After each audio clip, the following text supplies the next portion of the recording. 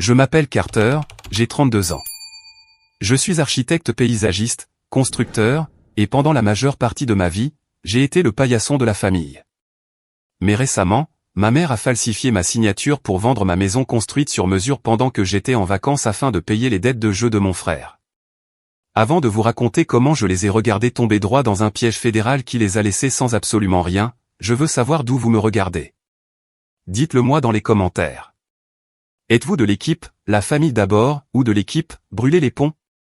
Parce qu'après cette histoire, vous pourriez changer d'avis. Laissez-moi vous ramener au moment où ma vie s'est scindée en un avant et un après. C'était un mardi de fin août. J'étais à Maui, plus précisément sur le balcon d'un appartement en location à Kapalua. Si vous n'y êtes jamais allé, l'air y a une odeur différente, douce, lourde de frangipani et d'eau salée. C'était le genre de soirée qui vous fait oublier que vous avez une hypothèque, des employés et un problème de tension artérielle.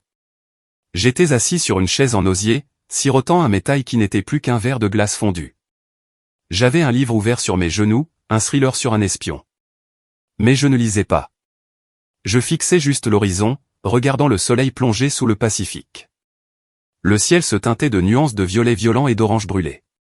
Pour la première fois en 3 ans, mes épaules n'étaient pas remontées jusqu'à mes oreilles à cause du stress. J'avais mis mon téléphone en mode « ne pas déranger » pour la première fois de ma vie professionnelle. Ma partenaire en affaires et meilleure amie, Elena, m'avait pratiquement menacé de me renvoyer si je consultais mes emails. Si je te vois en ligne, avait-elle dit, je changerai les mots de passe. Alors, j'essayais. J'essayais vraiment d'être simplement là. Puis la vibration a commencé. Ce n'était pas le doux tintement d'un email. C'était le bourdonnement agressif et incessant d'un appel téléphonique qui forçait le filtre « ne pas déranger ». Sur les iPhones, si quelqu'un vous appelle 2 fois en moins de 3 minutes, l'appel passe. C'est conçu pour les urgences. Le téléphone vibrait contre la table en verre comme un insecte en colère. J'ai baissé les yeux. L'écran s'est allumé avec une photo que j'avais prise il y a des années. Ma mère et mon père souriant à un barbecue. Le nom clignotait, maman. Mon estomac s'est noué. Vous connaissez ce sentiment, n'est-ce pas? Cette vague froide d'effroi qui vous frappe en plein ventre, évaporant instantanément l'alcool dans votre système. Ma première pensée n'a pas été l'agacement. C'était la peur. Papa, a-t-il eu une crise cardiaque? Était-ce un accident de voiture? J'ai décroché. Mes mains étaient mouillées par la condensation sur le verre. Maman, ai-je répondu, la voix tendue. Est-ce que tout va bien? C'est papa. Il n'y eut aucune pause. Pas de « bonjour ». Pas de « comment va Hawaï ?» Où étais-tu passé? Sa voix n'était pas paniquée comme celle de quelqu'un en deuil. Elle était sèche, irritée. C'était le ton qu'elle utilisait quand j'avais 10 minutes de retard pour le dîner du dimanche. J'ai cligné des yeux, confus. L'adrénaline pompait toujours, cherchant un désastre à combattre. Je suis à Maui. Tu le sais. Je prépare ce voyage depuis 6 mois. Qu'est-ce qui ne va pas? Nous essayons de te joindre depuis 2 jours, Carter. C'est irresponsable. Je suis en vacances, maman. Quelle est l'urgence? Je l'ai entendu soupirer à l'autre bout du fil. C'était une expiration lourde et dramatique que j'avais entendue 1000 fois auparavant. C'était le son de son fardeau, le poids d'être la matriarche d'une famille chaotique. Eh bien, je ne voulais pas le faire de cette façon, dit-elle, sa voix passant de la colère à un ton étrangement factuel. Mais puisque tu as décidé de disparaître des radars alors que la famille avait besoin de toi, j'ai dû prendre une décision d'autorité. Je me suis redressé, la chaise en osier grinçant sous moi. Une décision à propos de quoi? La maison, dit-elle. Ma maison? Oui, nous l'avons vendue. Je me suis figé. Le bruit de l'océan semblait s'arrêter. Le vent dans les palmiers s'est tu. Mon cerveau a essayé de traiter la phrase, mais la syntaxe n'avait pas de sens. Nous l'avons vendue. Je suis désolé, dis-je en riant nerveusement. Un son sec et rauque. La connexion est mauvaise. On aurait dit que tu avais dit que vous aviez vendu ma maison. C'est ce que j'ai dit, dit-elle. Enfin, nous l'avons fait. Ton père et moi. Nous avons finalisé la vente ce matin. L'acheteur, Monsieur Henderson, il paie comptant. Un homme très gentil. Il voulait une clôture rapide. Je me suis levé. Je me suis dirigé vers le bord du balcon, agrippant la rampe si fort que mes jointures sont devenues blanches. Maman, de quoi parles-tu? Tu ne peux pas vendre ma maison. Je suis à Hawaï. Je suis le propriétaire. Mon nom est sur l'acte de propriété. Ma signature est requise. C'était une urgence, Carter, lança-t-elle, sa voix s'élevant maintenant. Nathan avait des ennuis. De vrais ennuis. Pas comme avant. Ces gens, ce ne sont pas des banques. Ils allaient lui faire du mal. Nathan, mon jeune frère, l'enfant chéri. Bien sûr. Alors, vous avez vendu ma maison, murmurai-je. Pour payer pour Nathan. J'ai signé pour toi, dit-elle. Et la confiance dans sa voix était terrifiante. Ce n'était pas la voix d'une criminelle. C'était la voix d'une mère qui se croyait être une sainte. Je suis ta mère. J'ai agi en tant que ton mandataire. J'ai dit au notaire que tu n'étais pas disponible et que tu m'avais donné une autorisation verbale. Henderson connaissait la situation. Il a accéléré les choses. L'argent est déjà viré. Tu as falsifié ma signature, dis-je, les mots ayant un goût de cendre. N'utilise pas ce mot, siffla-t-elle. J'ai sauvé la vie de ton frère. Et franchement, Carter, cette maison était trop grande pour toi de toute façon. Un homme seul dans une maison de 4 chambres, c'est égoïste. Tu pourras rester dans notre chambre d'amis à ton retour, jusqu'à ce que tu trouves un appartement ou un condo. Quelque chose de plus convenable. Ma vision a commencé à se brouiller sur les bords. Une brume rouge. Tu as falsifié ma signature, répétai-je, plus fort cette fois. Tu es entré par effraction chez moi pendant mon absence. Tu as fait entrer un acheteur et tu as commis une fraude. Je suis tes amère, cria-t-elle en retour. Je t'ai mis au monde. Tout ce que tu as, c'est grâce à moi. N'ose pas me parler de fraude. Nous te rembourserons. Une fois que les investissements de Nathan décolleront, tu auras ton argent. Mais pour l'instant, Henderson veut prendre possession. Il fait venir son équipe demain pour commencer la démolition de ce mur de façade affreux. Démolition? Mon cœur battait la chamade contre mes côtes. Maman, mes affaires sont là-dedans. Mes dossiers, mes vêtements, la montre de grand-père. Nous avons emballé quelques boîtes, dit-elle d'un air dédaigneux. Le reste. Eh bien, Henderson voulait une table rase. Écoute, je dois y aller. Nous célébrons ça aux palmes. Je voulais juste te le dire pour que tu ne conduises pas là-bas en sortant de l'aéroport. Viens directement chez nous. Nous préparons le lit d'amis. Elle a raccroché. Je suis resté là, le téléphone contre mon oreille, écoutant la tonalité. Le soleil s'était couché. Le ciel était sombre maintenant. Ma mère avait commis un crime. Elle avait vendu mon sanctuaire, mon plus grand bien, la manifestation physique de 4 ans de sang, de sueur et de larmes. Elle l'a fait pour sauver Nathan, encore une fois. Elle pensait avoir résolu un problème. Elle pensait que, la famille d'abord, était un sortilège magique qui me ferait me soumettre et accepter d'être sans abri. Mais debout là, dans le noir, une chose étrange s'est produite. La panique s'est estompée. La rage s'est refroidie pour devenir quelque chose de dur et de tranchant, comme un diamant. J'ai commencé à rire. Ce n'était pas un rire joyeux. C'était le rire d'un homme qui réalise que son adversaire vient de marcher dans un champ de mine. Parce que ma mère avait fait une erreur massive, catastrophique, digne de la prison. Elle a falsifié la signature de Carter Vance. Elle a vendu la maison de Carter Vance. Mais elle a oublié un tout petit détail. Un détail que je n'avais jamais mentionné au dîner du dimanche. Carter Vance n'était pas propriétaire de cette maison. Pour comprendre pourquoi j'ai ri, et pour comprendre pourquoi j'étais prêt à laisser ma propre mère tomber dans un piège fédéral, vous devez comprendre la dynamique de la famille Vance. Vous devez rencontrer Nathan. Nathan a 29 ans, 3 ans de moins que moi. Il est la définition de l'enfant chéri. Quand nous étions enfants, si j'obtenais un A, on me demandait pourquoi ce n'était pas un A+. Si Nathan obtenait un C, mes parents organisaient une fête parce que, il est si créatif, l'école traditionnelle ne le stimule tout simplement pas. Nathan était charmant, je dois le reconnaître. Il avait un sourire qui pouvait faire fondre les glaciers et une façon de parler qui vous donnait envie de lui donner votre portefeuille. Il flottait dans la vie sur un nuage de confiance imméritée.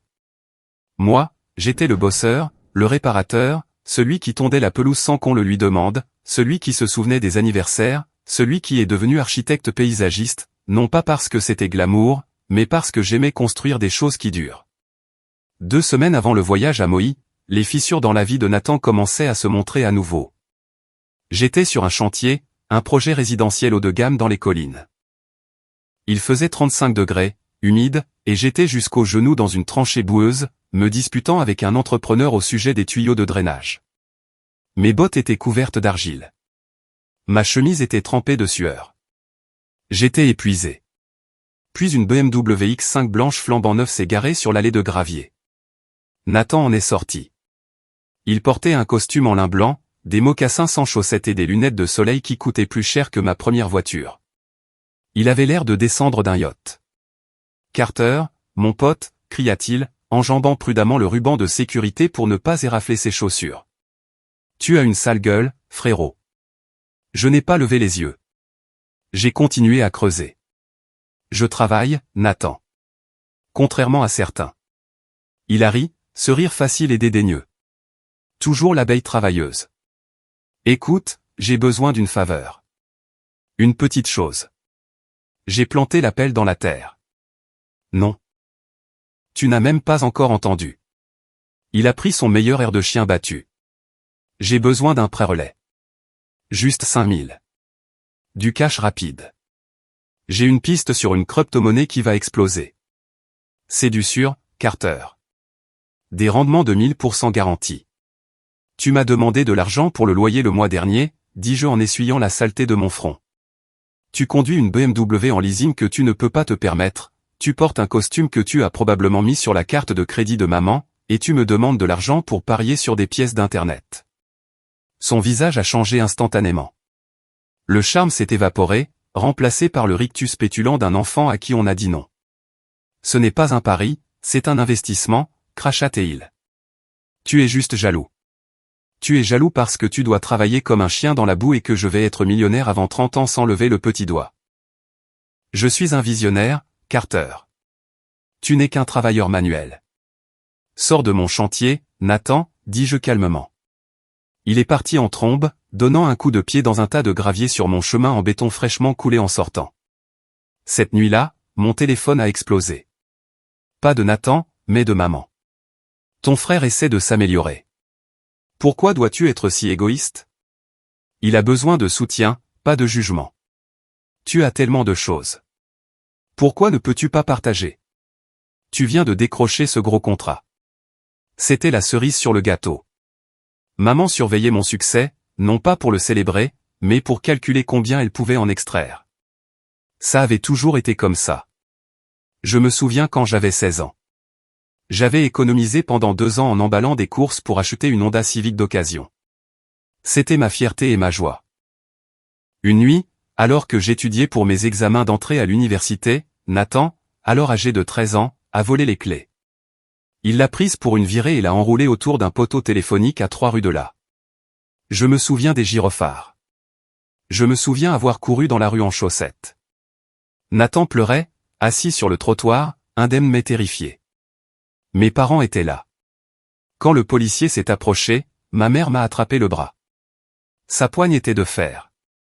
Carter, murmura-t-elle, des larmes coulant sur son visage. Nathan a un entretien pour une bourse dans une école privée la semaine prochaine.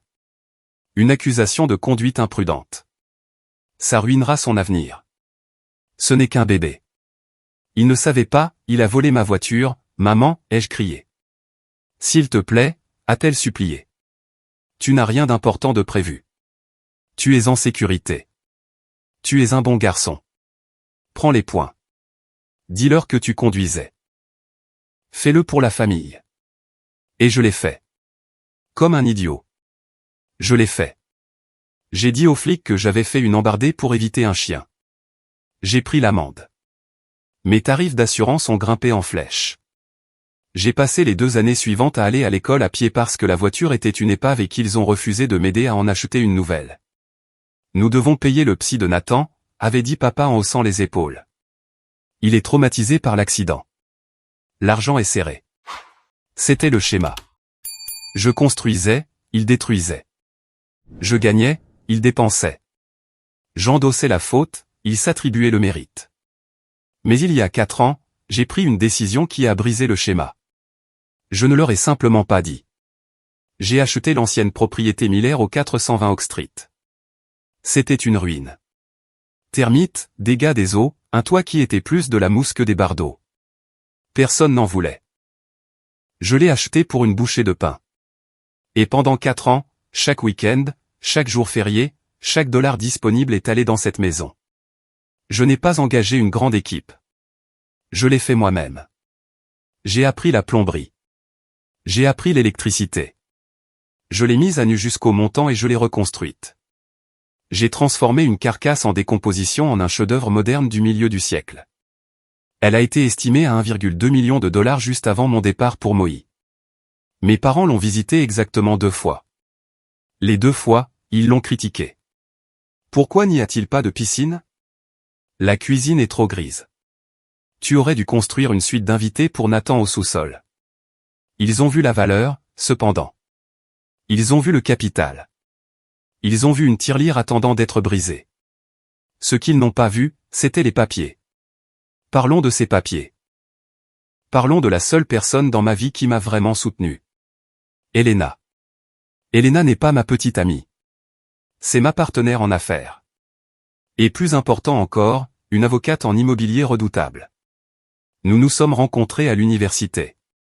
Elle a été la seule à voir immédiatement à travers le jeu de ma famille.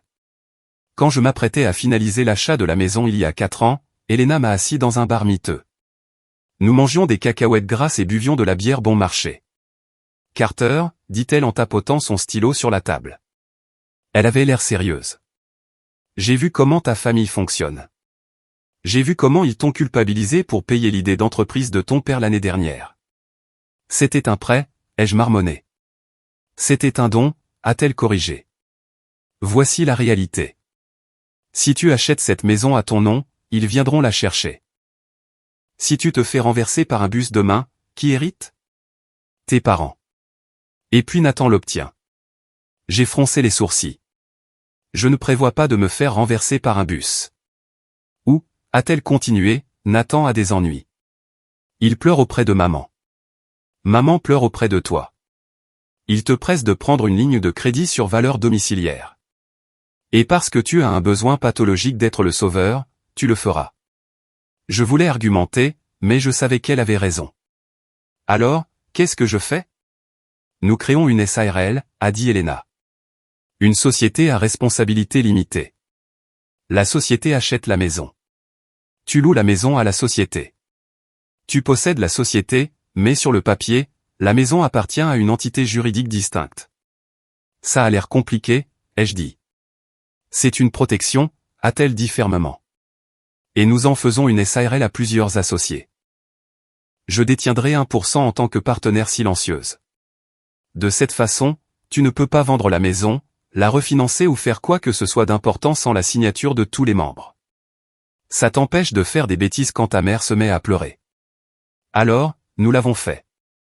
Willow Pin Holdings SARL. C'était le propriétaire du 420 Oak Street, pas Carter Vance. Je ne l'ai jamais dit à mes parents. Pour eux, c'était juste la maison de Carter.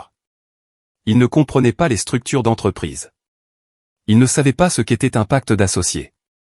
Ils voyaient juste une maison et supposaient que s'ils m'intimidaient assez, ils pourraient la contrôler. Le système était parfait jusqu'à ce que je fasse une erreur. Je leur ai fait confiance une dernière fois. Avance rapide jusqu'à la veille de mon voyage à Maui. Je faisais ma valise. J'étais stressé, essayant de m'assurer que mes projets étaient bien transmis. La sonnette a retenti. C'était maman. Elle est entrée, portant un plat à gratin. Son coup classique. Des lasagnes. Un pot de vin.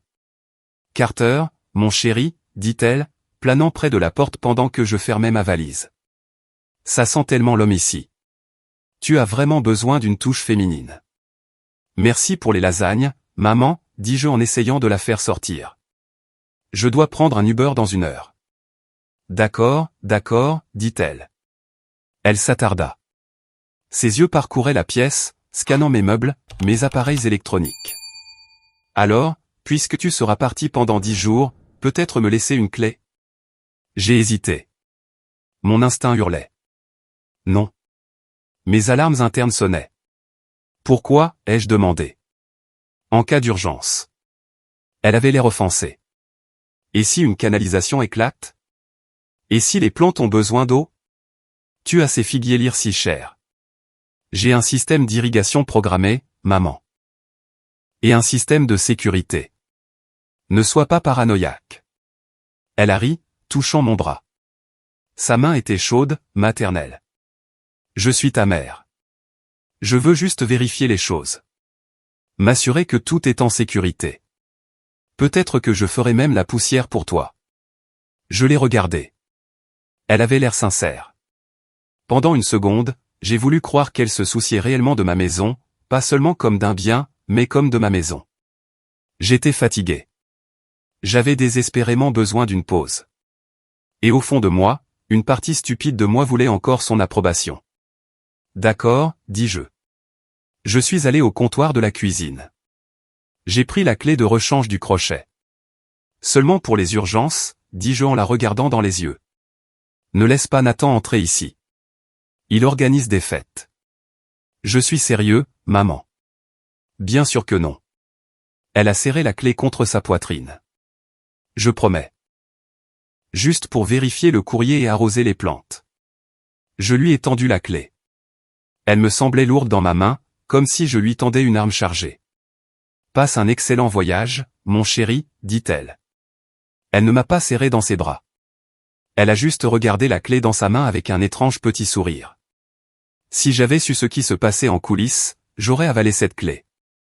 Voici ce que j'ai découvert plus tard. Pendant que j'étais dans l'avion, le monde de Nathan s'effondrait.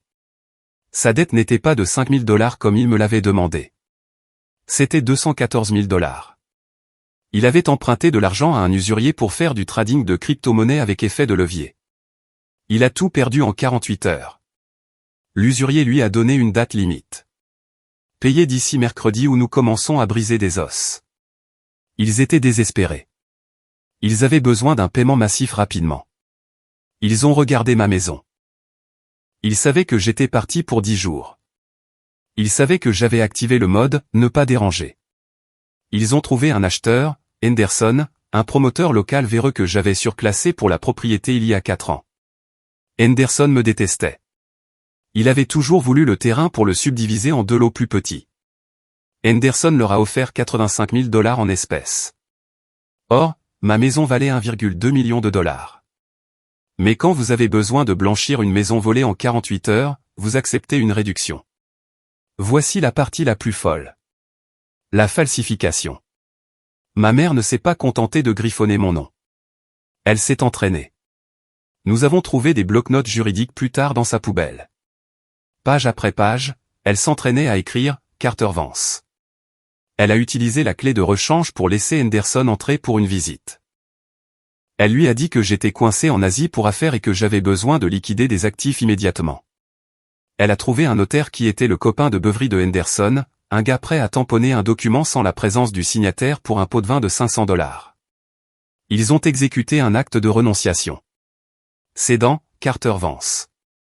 Cessionnaire, Henderson Development Corporation. Il pensait avoir réussi le casse du siècle. Il pensait être plus malin que moi. Il pensait que les affaires de famille primaient sur la loi. Mais alors que je me tenais sur ce balcon à Maui, écoutant l'océan, le choc s'est dissipé. J'ai composé un numéro. Pas mes parents, pas la police. J'ai appelé Elena. Il était 2 heures du matin chez elle. Elle a répondu à la première sonnerie. Carter, tu as intérêt à être en train de mourir. Elena, dis-je, la voix stable. Ma mère vient de vendre la maison. Silence.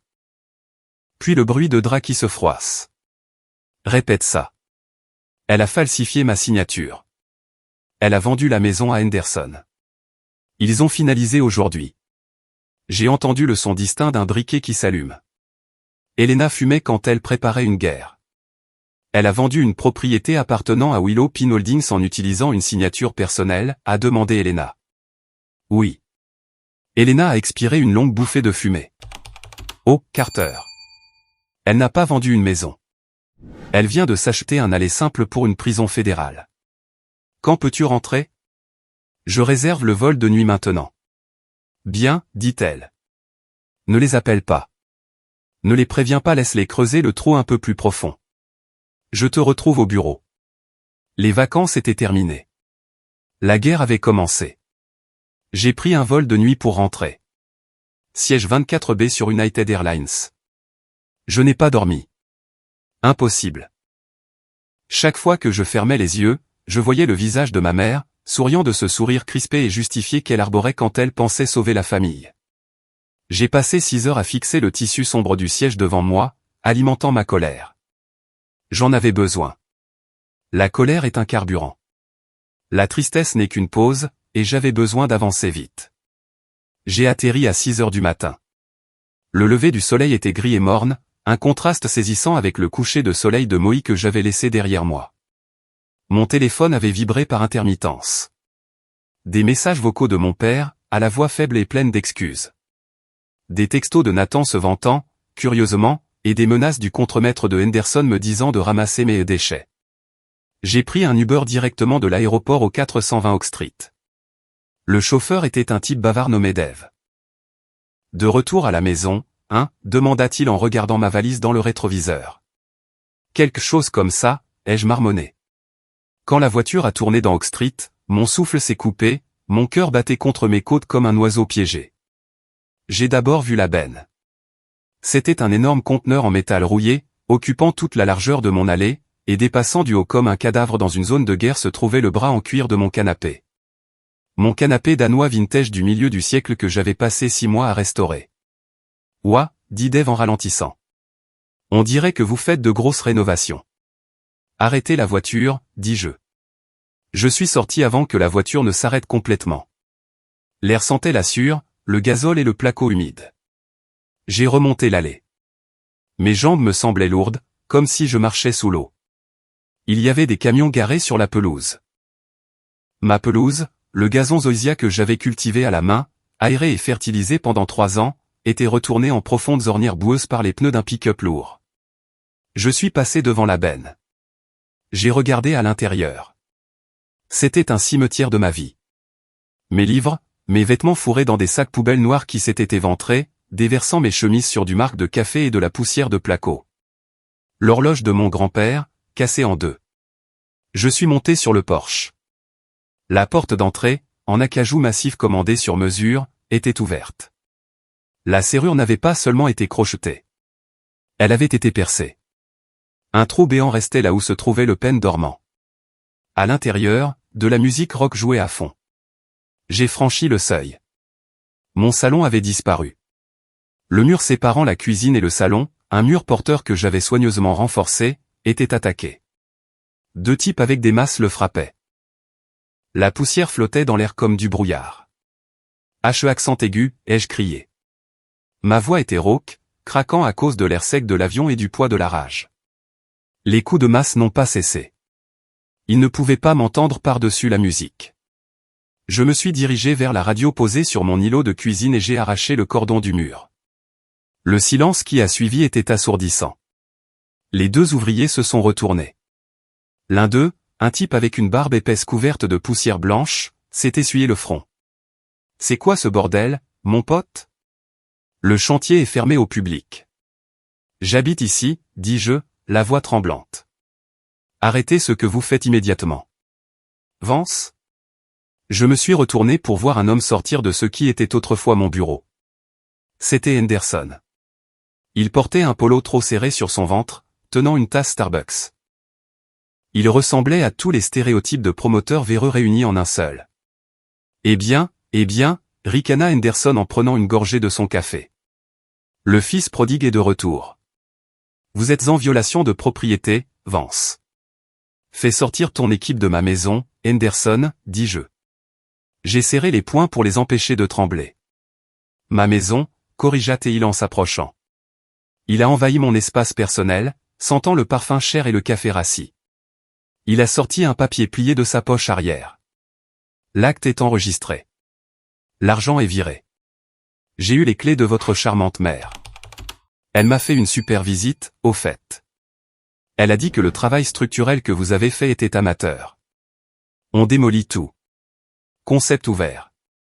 C'est ce que le marché veut. J'ai regardé le mur qu'il détruisait. C'est un mur porteur, idiot. Si tu l'enlèves sans poutre, le deuxième étage s'effondre. J'ai des ingénieurs, se moqua Théil. Maintenant, sors ou j'appelle les flics. Appelle-les, dis-je. S'il te plaît. J'ai sorti mon téléphone et j'ai commencé à enregistrer. Je documente les dégâts. Chaque coup de masse ajoute à ta facture, Henderson. Je te préviens, Vance, a crié Henderson, son visage devenant rouge. Tu as de la chance que je te laisse récupérer tes vêtements dans la poubelle. J'aurais pu les brûler. Je l'ai ignoré. J'ai traversé la maison en filmant, les moulures sur mesure arrachées, le sol rayé par des bottes lourdes. J'avais l'impression de regarder quelqu'un opérer sur mon propre corps sans anesthésie. Puis j'ai entendu des pneus crisser dehors. Je suis sorti dans l'allée. Le monospace beige de ma mère venait de s'arrêter, montant sur le trottoir dans sa hâte. Elle en est sortie en trombe, l'air affolé. Elle portait une robe à fleurs, les cheveux coiffés, mais ses yeux étaient fous. Papa était sur le siège passager, regardant ses genoux. Et sur la banquette arrière, portant des lunettes de soleil, se trouvait Nathan. Carter. Maman s'est précipitée, essayant de me serrer dans ses bras. Je l'ai évité. Elle a étreint le vide, trébuchant légèrement. Je t'avais dit de ne pas venir ici, siffla-t-elle, baissant la voix pour que les ouvriers n'entendent pas, tu rends les choses plus difficiles qu'elles ne le sont. Plus difficiles? J'ai montré la benne. Maman, regarde ça. C'est ma vie à la poubelle. Ce ne sont que des choses, s'écria-t-elle en levant les mains. Des biens matériels, Carter. Vas-tu vraiment choisir un canapé plutôt que la vie de ton frère? Nathan allait aller en prison, ou pire. Ces usuriers. Ils ont envoyé une photo d'une batte de baseball, Carter. Une batte de baseball. Est-ce que tu accordes plus de valeur à une maison qu'aux jambes de ton frère? Oui, dis-je. Le mot flotta dans l'air. Elle haleta, se tenant les perles. Monstre. Après tout ce que nous avons fait pour toi. Nous t'avons élevé, nous t'avons nourri. Et puis vous m'avez volé, dis-je froidement. Nathan a baissé la vitre arrière du monospace. Il s'est penché, ajustant ses lunettes de soleil. Frérot, sérieusement, calme-toi. Je te rembourserai quand ma pièce remontera. J'ai mis le reste de l'argent dans ce nouveau projet, Lunarix. Ça va doubler d'ici vendredi. Tu stresses maman. Je l'ai regardé. Il avait l'air si à l'aise. Il venait de détruire ma vie et il me disait de me calmer. Vous avez volé 850 000 $, dis-je. Nous l'avons emprunté, corrigea maman. Et nous n'avons pas tout pris. Nous avons payé les dettes. Il nous en reste. Nous te donnerons un acompte pour un condo, quelque chose de plus petit, plus facile à gérer. J'ai regardé mon père. Il n'avait pas bougé du siège passager. Papa, ai-je appelé. Tu as quelque chose à dire? Il a levé les yeux. Ses yeux étaient larmoyants. Fils, nous n'avions pas le choix, dit-il. Ta mère a dit que c'était le seul moyen. Le complice, la manipulatrice, le parasite. La Sainte Trinité impie de ma famille. Je n'ai pas crié. Je ne me suis pas emporté. Je me suis souvenu du conseil d'Helena. Quand on a la main gagnante, on n'a pas besoin de bluffer. Je ne prendrai pas de condo, dis-je. Et je ne partirai pas, Henderson appelle la police dans 5 minutes, a prévenu maman. Ils t'arrêteront pour violation de propriété. Laisse-les venir, dis-je. En fait, non. Rentrez chez vous. Je m'occuperai de Henderson. Mais maman, je veux que tu te souviennes de ce moment. Je veux que tu te souviennes que je t'ai donné une chance de t'excuser et qu'au lieu de ça, tu m'as traité de monstre. Tu fais du cinéma, dit-elle en agitant la main, balayant ma douleur comme s'il s'agissait d'une mouche. Va te calmer dans un hôtel. On se voit pour le dîner dimanche. Je fais un rôti. L'illusion était totale. Elle pensait vraiment que ça passerait avec un rôti. Je me suis retourné et je me suis éloigné de la maison, descendant la rue. Je n'ai pas regardé en arrière. J'ai appelé un autre Uber. Où allons-nous? A demandé le chauffeur. Au cabinet d'avocat d'Elena Ross, dis-je. Et conduisez vite. Le bureau d'Elena était frais, silencieux et sentait l'expresso cher et le vieux papier. C'était un sanctuaire comparé au chaos que je venais de quitter. Elle m'attendait. Elle ne m'a pas offert d'étreinte. Elena n'est pas du genre à faire des câlins. Elle m'a offert un double expresso et un bloc-notes juridique. J'ai vu la vidéo que tu as mise sur le drive, dit-elle, les yeux fixés sur l'écran de son ordinateur portable. Les dommages au mur porteur sont excellents. Excellent? Je me suis affalé dans le fauteuil en cuir. Ma maison est en ruine, Elena. Non, dit-elle en levant les yeux avec un sourire de requin. Les preuves sont solides. Ce mur vient d'ajouter 50 000 $ à la demande de dommages et intérêts. Maintenant, redresse-toi. Nous avons du travail. Elle a sorti le dossier de Willow Pin Holdings SARL. Il était épais. Voici la stratégie, dit-elle en arpentant la pièce. Si nous appelons simplement la police maintenant, c'est un gâchis. C'est un litige civil qui devient criminel.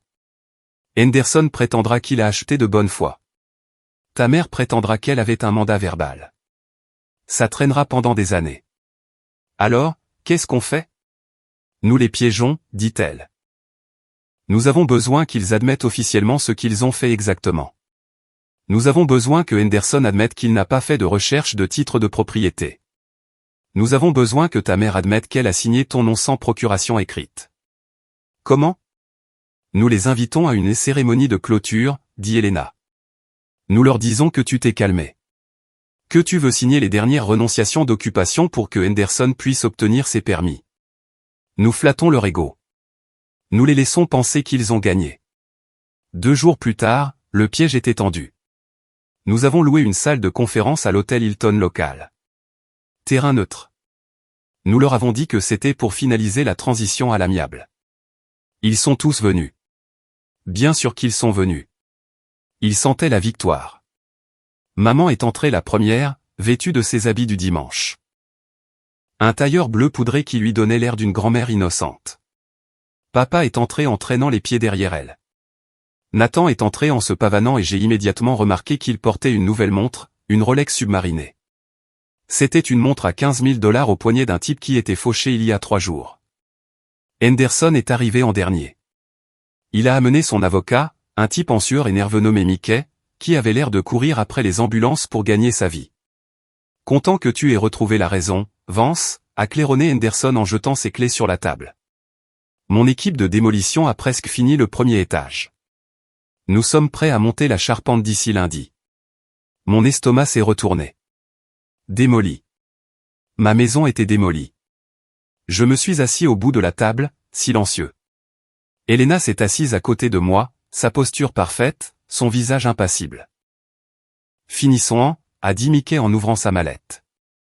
Renonciation standard d'occupation.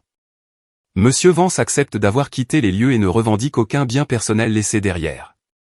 Elena a posé une main sur le papier que Mickey a fait glisser sur la table. Elle ne l'a pas ramassé. Avant de signer, dit Elena, sa voix douce comme du velours sur du gravier, je dois vérifier la chaîne de titres sur laquelle vous vous appuyez, juste pour ma propre diligence raisonnable. Mickey a levé les yeux au ciel. C'est standard. Carter Vance à Henderson Développement. Signé par Linda Vance, procuration par mandat verbal. Nous avons l'affidavit. Un mandat verbal n'est pas légal pour les transferts immobiliers dans cet état, a dit Elena nonchalamment. Mais laissons ça de côté. Je suis curieuse au sujet du vendeur. Carter est le vendeur, a interrompu maman en me souriant avec bienveillance. J'ai signé pour lui. Nous en avons déjà parlé. Il était à Hawaï. C'était une urgence. Puis-je voir l'acte que vous avez préparé? A demandé Elena. Mickey a soupiré et a fait glisser une copie de l'acte. Elena l'a ramassé. Elle l'a lu à voix haute. Cédant, Carter Vance, célibataire. Elle a regardé le papier. Puis elle m'a regardé. Puis elle a regardé Henderson. Je crains que ce document ne soit nul et non avenu, a dit Elena. Elle a laissé tomber le papier sur la table. Excusez-moi. Henderson s'est levé, sa chaise raclant bruyamment contre le sol. L'argent est sur leur compte en banque. L'affaire est conclue. J'ai les clés. Monsieur Vance, dit Elena en me désignant, n'est pas propriétaire de la propriété au 420 Oak Street. La pièce est devenue silencieuse. On pouvait entendre le bourdonnement du climatiseur. De quoi parlez-vous? Maman a ri nerveusement. Bien sûr que si. Il l'a acheté il y a 4 ans. J'étais là quand il a emménagé. Je l'ai aidé à choisir les rideaux. Carter Vance y vit en tant que locataire, a dit Elena. Elle a sorti un classeur de sa mallette. Elle l'a ouvert à une page marquée d'un onglet rouge. Le propriétaire officiel est Willow Pin Holdings SARL. Elle a fait glisser le pacte d'associés sur la table. Henderson l'a attrapé. Ses yeux ont balayé la page. Son visage a pris une couleur que je ne peux décrire que comme du gris ciment. Et, a continué Elena, sa voix s'aiguisant, perdant le velours, je suis propriétaire à 1% de cette SARL, et je n'ai certainement pas autorisé de vente. Carter Vance est le propriétaire à 99% et le gérant. Il n'a pas autorisé de vente en tant que gérant de la SARL. Le pacte d'associés stipule clairement que toute cession d'actifs immobiliers nécessite le consentement écrit unanime de tous les membres. C'est, a crié Nathan en frappant la table de sa main. La Rolex a cliqueté contre le bois. C'est la même chose. C'est sa société. Il essaie juste de se défiler. Légalement, a dit Elena en tournant son regard froid vers Nathan, c'est une entité distincte. C'est une personne morale. Ce qui signifie, Madame Vance, que vous n'avez pas seulement falsifié une signature. Vous avez commis une fraude d'entreprise. Vous avez vendu un actif appartenant à une société avec laquelle vous n'avez aucune relation. Elle s'est tournée vers Henderson. Et vous, Monsieur Henderson, vous êtes entré dans une propriété appartenant à mon client, Willow Pin Holdings, sans acte de propriété valide. Vous avez détruit des biens. C'est une violation de propriété criminelle, du vandalisme et la destruction d'actifs d'entreprise. Elena a sorti une feuille de calcul. Nous estimons les dommages à $200 000, plus le coût de restauration de la maison à son état d'origine, plus les frais de justice, plus les dommages-intérêts punitifs. Je les ai payés, a balbutié Henderson en pointant un doigt tremblant vers mes parents. Je leur ai payé $850 000 en espèces. Alors vous devriez les récupérer, ai-je dit pour la première fois. Parce que vous n'avez pas acheté une maison, Henderson. Vous leur avez fait un don. Henderson s'est tourné vers ma mère. Le regard dans ses yeux était meurtrier. L'arrogance avait disparu, remplacée par la panique d'un homme qui réalisait qu'il venait de perdre près d'1 million de dollars. Où est l'argent, Linda, a grogné Henderson. Maman tremblait. Elle a regardé papa. Papa a regardé ses chaussures. Nous en avons dépensé une partie, a murmuré maman. Pour les dettes de Nathan. Combien reste-t-il, a rugi Henderson. Environ $500 000, a murmuré papa. Vous avez dépensé $350 000 en 3 jours, ai-je demandé en regardant Nathan. Ta dette était de $214 000. Où sont les $136 000 restants? Nathan s'est recroquevillé sur sa chaise. Je l'ai investi, a couiné Nathan. Dans Lunarix, la pièce. J'ai sorti mon téléphone. J'avais cherché Lunarix avant la réunion. Tu veux dire la pièce qui a été révélée comme une arnaque de type rug pull hier? Elle se négocie à 0. Nathan, c'est parti. Le silence qui a suivi était absolu. Elena s'est levée. Elle ressemblait à un bourreau. Eh bien, messieurs, il semble que vous ayez indifférent. En attendant, Monsieur Henderson, vous avez 24 heures pour quitter la propriété de mon client et enlever votre benne. Si vous touchez un clou de plus, je vous ferai arrêter pour destruction de biens criminels. Elle a regardé ma mère. Et Madame Vance, je vous suggère fortement de trouver un avocat pénaliste, car une fraude de plus de $100 000 entraîne une peine de prison obligatoire. Et comme vous avez traversé les frontières de l'État pour virer l'argent, le FBI pourrait aussi être intéressé. Nous sommes sortis de cette salle de conférence et je jure que l'air avait un goût plus doux. Mais la guerre n'était pas finie. Elle devenait juste sanglante. Les conséquences immédiates ont été chaotiques. Henderson n'est pas simplement parti. Il a explosé. Il a immédiatement poursuivi mes parents en justice. En quelques heures, son avocat, qui transpirait à grosses gouttes lors de cette réunion, a déposé une injonction d'urgence pour geler les comptes bancaires de mes parents. Mais il était trop tard pour l'argent liquide. Nathan l'avait vraiment fait. Il avait pris l'argent excédentaire, l'argent destiné à leur retraite ou à mon acompte pour un condo, et l'avait jeté dans un portefeuille de crypto-monnaies qui était maintenant sans valeur. Les 214 000 $ payés aux usuriers avaient disparu, absorbés par le monde criminel. L'investissement de 136 000 $ s'était volatilisé. Mes parents se sont retrouvés avec les 500 000 $ restants sur leur compte. Mais Henderson voulait récupérer ces 850 000 $ en entier, plus les 200 000 $ de dommages et intérêts que je réclamais contre lui. Il avait perdu plus d'1 million, et il voulait du sang. Je suis resté dans un hôtel la semaine suivante.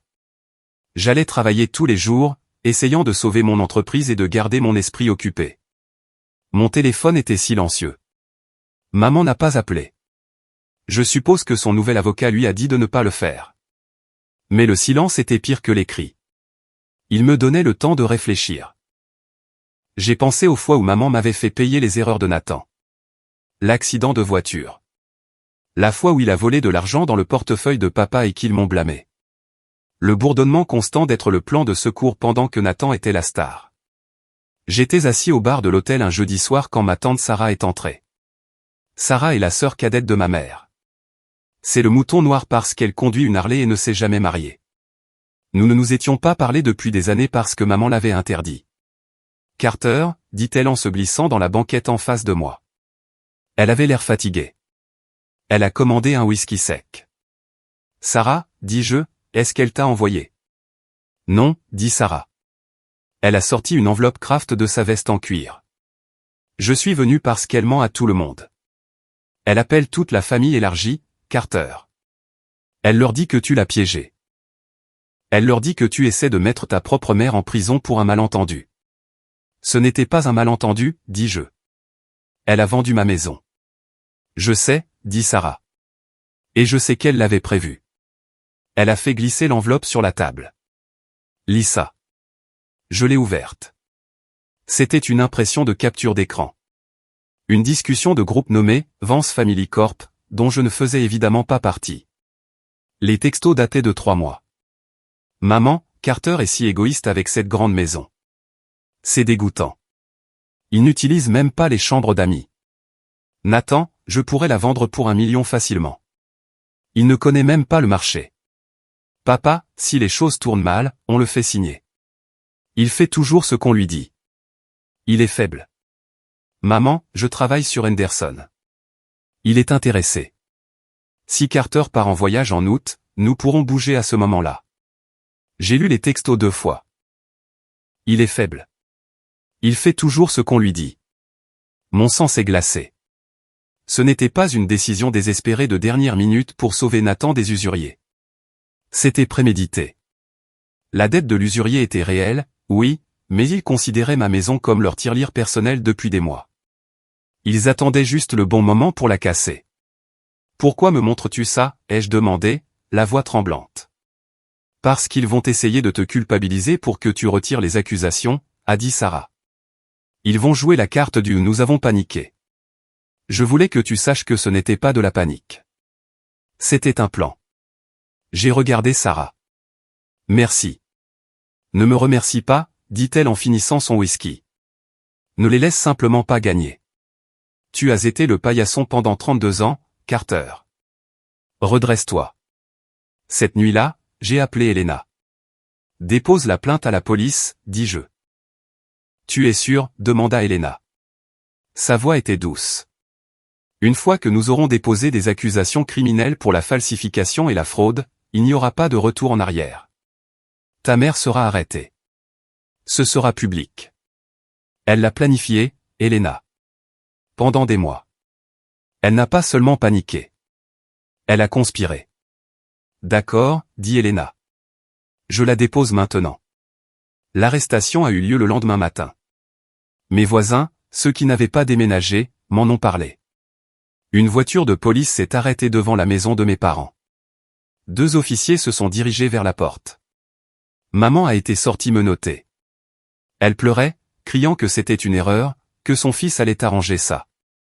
Papa se tenait sur le porche, pleurant, l'air plus petit que je ne l'avais jamais vu. Et Nathan. Nathan n'était pas là. Dès qu'il a réalisé que l'argent de la crypto était parti et que la police arrivait, il a pris la BMW, celle qu'il avait en leasing, et s'est enfui. Il s'est enfui à Las Vegas, pensant qu'il pourrait se sortir du trou en jouant. Henderson ne s'est pas arrêté au procès. Il a également porté plainte. Il voulait faire d'eux un exemple. Il faisait face à son propre cauchemar juridique avec moi pour la destruction de biens et il avait besoin d'un bouc émissaire. Mes parents étaient pris dans un mouvement de tenaille. D'un côté, moi et Willow Pin Holdings. De l'autre, Henderson et son entreprise de construction. Ils ont dû tout liquider. D'abord les économies, disparues. Puis les plans 401K, encaissés avec des pénalités massives. Puis les voitures. Et enfin, leur maison, la maison où j'ai grandi, la maison où l'on m'a dit de me taire pour que Nathan puisse dormir. La maison où l'on m'a appris que ma valeur ne résidait que dans ce que je pouvais leur fournir. Ils ont dû la vendre pour rembourser à Henderson les 350 000 $ qu'ils avaient volés et dépensés, plus ses frais de justice, plus les dommages à ma maison. L'enfant chéri leur avait coûté leurs années dorées. Mais la chute n'était pas seulement qu'ils aient perdu leur maison. C'était qu'il a acheté. 6 mois ont passé. L'hiver s'est installé sur la ville, apportant des ciels gris et des vents mordants. Mais à l'intérieur du 420 Oak Street, il faisait chaud. J'avais réemménagé. Les rénovations étaient terminées. Le mur que l'équipe de Henderson avait détruit a été reconstruit, plus solide cette fois, renforcé d'acier. J'avais poncé moi-même les rayures sur les parquets, travaillant tard dans la nuit. C'était thérapeutique. Chaque couche de vernis que j'appliquais, j'avais l'impression de sceller le traumatisme, de l'enfermer sous une coque protectrice brillante. Ma vie avait changé. L'entreprise était en plein essor. La rumeur s'est répandue que j'étais le type qui avait tenu tête à Henderson, qui n'était pas populaire en ville. Et soudain, tout le monde voulait m'engager. Mais ma famille, c'était une autre histoire. Nathan a été attrapé à Vegas 3 semaines après sa fuite. Il a essayé d'utiliser une carte de crédit volée à une table de poker à enjeux élevés. L'arrestation a été rapide car il avait traversé les frontières de l'État avec le produit volé de la vente de la maison, le virement bancaire. Il a été inculpé de fraude électronique fédérale. Il a conclu un accord de plaidoyer, 24 mois dans une prison fédérale. Mes parents ont évité la prison de justesse. Leur avocat a plaidé qu'ils étaient âgés et manipulés par leur fils. Ironique, considérant qu'ils m'ont manipulé. Ils ont plaidé coupables de fraude et ont été condamnés à 5 ans de probation et de dédommagement. Le dédommagement signifiait qu'ils devaient rembourser chaque centime. Henderson les a dépouillés. Il a pris les comptes de retraite. Il a pris le fonds de pension. Et finalement, la banque a saisi leur maison, la maison où j'ai grandi. C'était une modeste maison de plein pied sur Elm Street. Ce n'était pas un manoir, mais c'était leur seul bien restant. Quand l'argent s'est épuisé, les paiements hypothécaires ont cessé. La banque l'a saisie. Elle allait être mise aux enchères en janvier. J'étais assis dans le bureau d'Elena un après-midi de neige. Elle cliquait sur des annonces sur son ordinateur. Elle est mise en vente demain, dit Elena en tournant l'écran vers moi. L'enchère d'ouverture est de 150 000 $. Le marché est faible en ce moment, et le toit a besoin de travaux. Papa n'a jamais réparé cette fuite dans le garage. J'ai regardé la photo de la maison. J'ai vu la fenêtre de mon ancienne chambre. J'ai vu l'allée où Nathan a accidenté ma voiture. J'ai vu le salon où l'on m'a dit d'être le plus intelligent 1000 fois. Cette maison était un monument à mon effacement. Achète-la, dis-je. Elena leva les yeux, ses lunettes glissant sur son nez. Quoi? Carter, pourquoi? Tu veux y vivre? C'est une ruine comparée à ta maison. Non, dis-je en fixant l'écran. Je ne veux pas y vivre.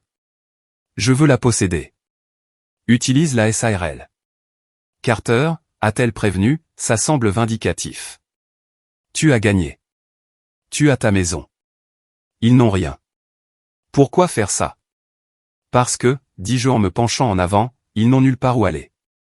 Ils logent actuellement dans un motel 6. Leur argent s'épuise la semaine prochaine.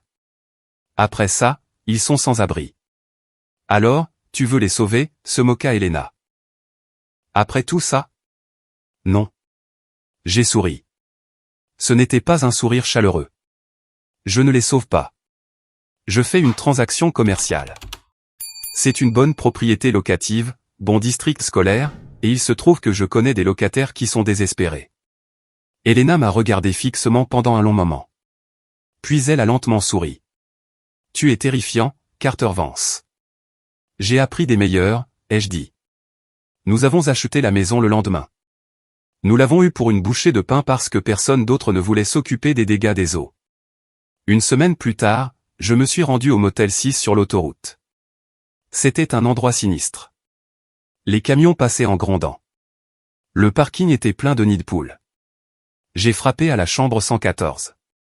Mon père a ouvert la porte. Il avait l'air d'avoir 20 ans de plus. Sa chemise était tachée. Il sentait la cigarette froide et le désespoir. Quand il m'a vu, il a tressailli comme s'il s'attendait à ce que je le frappe. Carter, a-t-il soufflé. Maman est apparue derrière lui. Elle avait l'air frêle. Ses cheveux, habituellement parfaitement teints, étaient gris et fins. Elle portait un peignoir. Tu es venu te vanter, cracha-t-elle. Même maintenant, dans une chambre de motel, elle avait cette étincelle de droit. Es-tu heureux? Ton frère est en prison. Nous sommes sans le sou. C'est ce que tu voulais. Je n'ai pas fait ça, maman, dis-je calmement. C'est vous. Vous avez falsifié la signature. Vous avez dépensé l'argent. Nous l'avons fait pour la famille, s'écria-t-elle. Et regarde où ça a mené la famille. J'ai montré la chambre de motel exiguë. J'ai sorti un trousseau de clés de ma poche. J'ai une proposition, dis-je. Les yeux de maman se plissèrent.